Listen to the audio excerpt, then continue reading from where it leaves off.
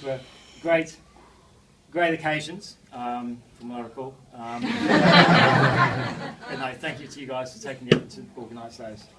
It's been very kind of you. Now, this venue we're in today and enjoying, it's a spectacular location, a lovely part of England, and I think the hotel has put on an extraordinary event. Jenny, who's ducking around the places and probably out at the desk there, has put on helped coordinate what's a tremendous event. So to the staff at the King's Hotel, thank you. And also the food I thought was extraordinary, so hats off to the chef, but also to Dave and Liz, who came up here and helped us choose the menu. So if you didn't enjoy your menu, chat to the biggest guy in the room over there.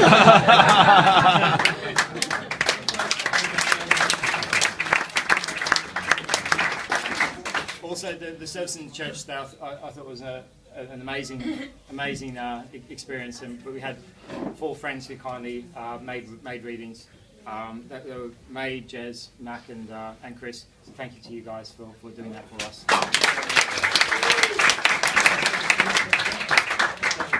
Now, not everyone who's been here today has travelled from locally or from England. So thanks to Josephine, Ita, and Kathleen, Julie's aunts, and they've travelled from Ireland on a very early flight yesterday, and to be here with us. And thank you. It's great to have you here.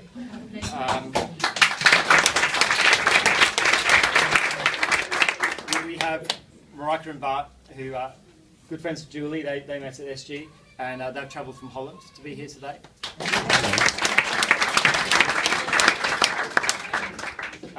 Hannah from New Zealand.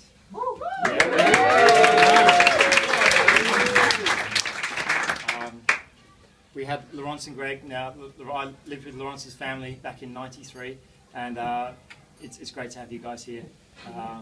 You know, to share the occasion as well. So thank you. To the MC, Kent. He's travelled from Australia. He was here at the wedding at the end of July, and he's stayed on. Working. Took in the Edinburgh Festival and the Grand Prix in Belgium, but coincidence. He is very busy. Very busy. And it's great that thank you for staying over, and thank you for being the MC. Very kind. We also Glenn and Tracy, who have travelled from Australia. Glenn and I went to university, and they've flown in. And actually, they got engaged in Paris a couple of days ago. So.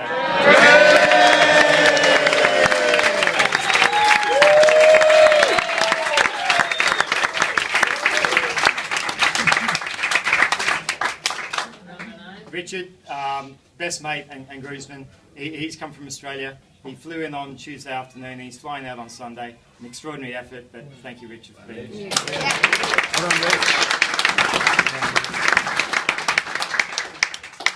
And then to my family, James, Jess, Mum, Tony, Dad, and Margaret. You know, they've all travelled from Australia to be here, and Harry and Tom, who are causing mayhem out the back, no doubt. They're here, and I knew you'd be here. You'd never miss it, but still, to come all the way from Australia, thank you. It's a long way.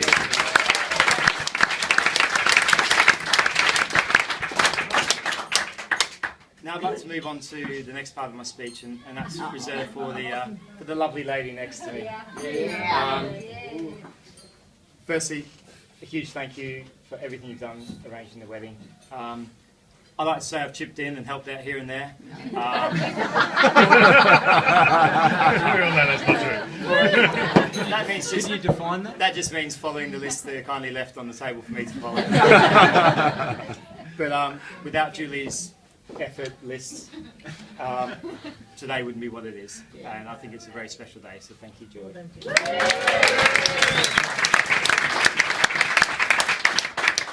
I think today has been an exceptional day. Julie looks amazing. When I turned around the church to see her coming in, even though I was told not to by the priest, but you looked amazing and you look stunning. And today has to be one of my proudest moments, so thank you.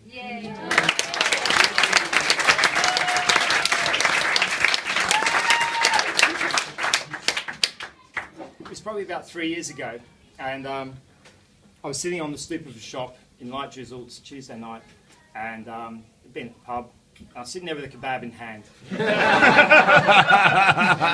large mixed, and I was there with Chris, and I remember saying to Chris, life really doesn't get much better than this.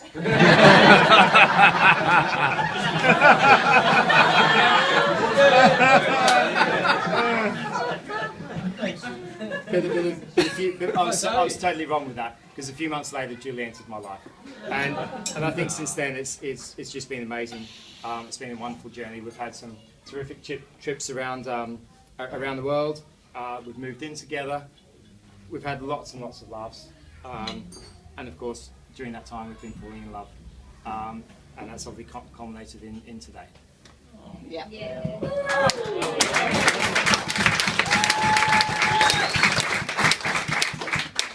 Now, deciding to ask Julie to marry me was actually probably one of the easiest decisions I've ever had to make. But it's not so easy to know whether the girl feels the same way and whether she's ready.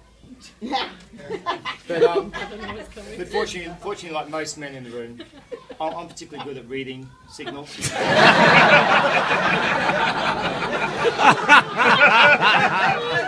and picking up on those subtle hints.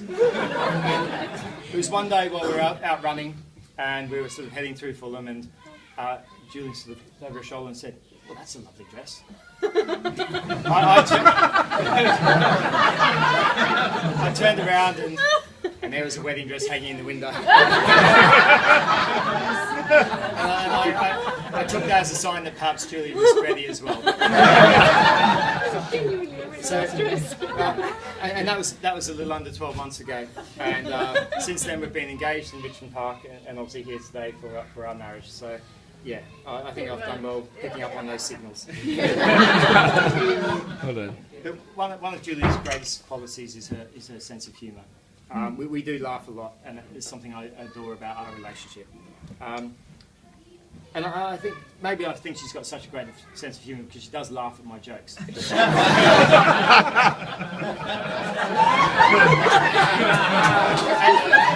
And in fairness, they are particularly funny. Although often followed with, "You are an idiot." But being able to laugh together and have fun is something I genuinely treasure. But on occasions, I do try and sort of test what Julie will actually believe. And it was a few years back when, just before we flew to Australia, and we were talking about how this is a really long trip, and I said, well, you know, it's important to join a frequent flyer program. I mean, you get value for money and then you can spend it. And going to Australia, there's a lot to be gained from doing that. She said, oh really, well who should I join? I said, what you need to do is just ring up BA and ask to join the Mile High Club.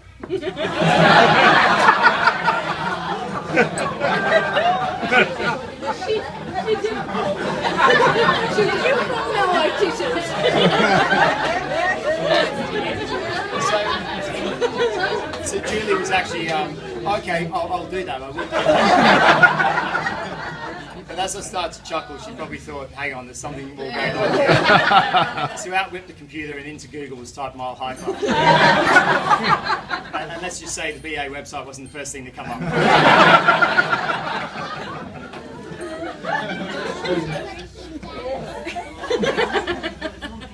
Julie also has an enormous heart and is extremely supportive of anything I do.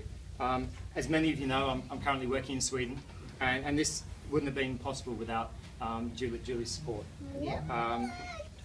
I remember coming home and telling Julie that I'd been offered a position in Gothenburg, and to which her initial response was, don't be ridiculous, that's where Batman's from.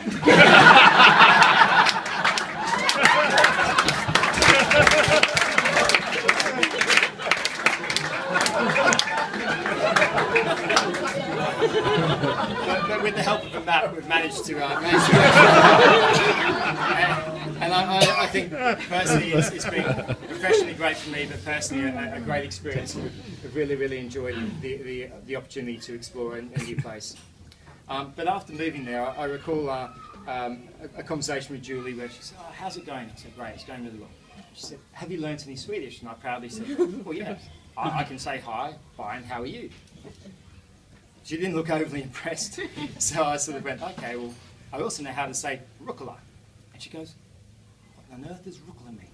I said, well, Rookle means rocket. And she said, what the hell do you think you are, astronaut? So feeling even less impressed, I was like, okay, well, no, but it helps me order my salad at lunchtime. So I think I need to aim higher with my standards. But in all seriousness, Julie truly is a beautiful girl in every sense of the word.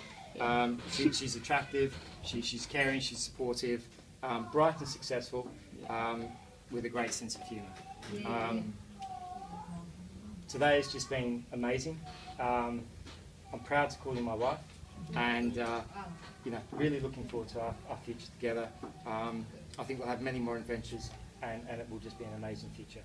So I'd just like to raise a toast to our wonderful future together. Your future! Your future!